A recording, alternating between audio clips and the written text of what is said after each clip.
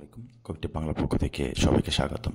শিক্ষার্থী, আশা করি তোমরা প্রত্যেকেই ভালো রয়েছে। তোমরা যারা 2025-26 সেশনে ডিপ্লোমা ইঞ্জিনিয়ারিং ভর্তি পরীক্ষা দিবা, ভর্তি পরীক্ষার জন্য বাংলা অংশ থেকে আজকে 10টা প্রশ্ন, মোস্ট ইম্পর্টেন্ট 10টা প্রশ্ন দেখানোর চেষ্টা করছি। প্রশ্নগুলো একবার হলেও মনোযোগ সহকারে দেখে নিবে। শিক্ষার্থী, তোমরা যারা মাত্র আমার চ্যানেলে জয়েন করেছো, অবশ্যই চ্যানেলটিকে সাবস্ক্রাইব করে বেল আইকনটি অন করে দিবে। দেখো, প্রথম আমি একটা প্রশ্ন রেখেছি। মোহাম্মদ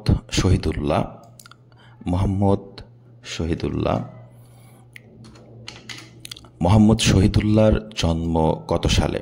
1855 সালে। এটা তোমাকে মুখস্থ করতে হবে। 2 নম্বর প্রশ্ন হচ্ছে, ধরি মাছ নাচুই পানি, এটা কোন ধরনের বাক্য? ধরি মাছ নাচুই পানি, এটা হচ্ছে প্রবাদ বাক্য। 3 নম্বর প্রশ্ন, রোমা রোলা কি? 3 নম্বর প্রশ্ন হচ্ছে রোমা রোলা কি? আচ্ছা, রোমা রোলা কি? 3 নম্বর প্রশ্নটা হচ্ছে ফরাসি সাহিত্যিক, একজন ফরাসি সাহিত্যিকের নাম। 4 নম্বর প্রশ্ন হচ্ছে আলাউদ্দিনের আশ্চর্য প্রদীপ, এটা কি? এটা হচ্ছে আরব্য উপন্যাসের কাহিনী। আলাউদ্দিনের আশ্চর্য প্রদীপ কি? আরব্য উপন্যাসের কাহিনী। 5 নম্বর প্রশ্ন রেখেছি, আধুনিক শিক্ষার কর্মনাশা স্রোতের অতল গর্ভে তলিয়ে যাচ্ছে কি? উপকথা। কি তলিয়ে যাচ্ছে? উপকথা।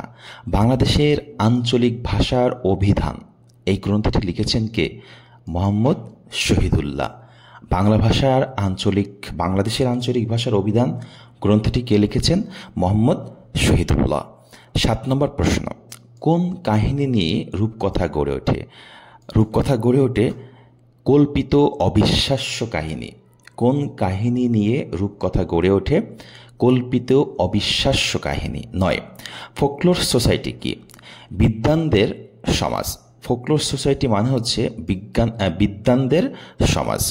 9 নম্বর প্রশ্ন হচ্ছে, আপনি বাঁচলে বাপের নাম, এটা কি? এটা হচ্ছে প্রবাদ বাক্য।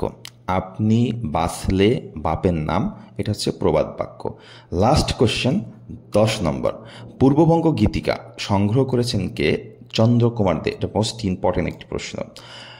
পূর্ববঙ্গ গীতিকা সংগ্রহ করেন কে? চন্দ্রকুমার দে।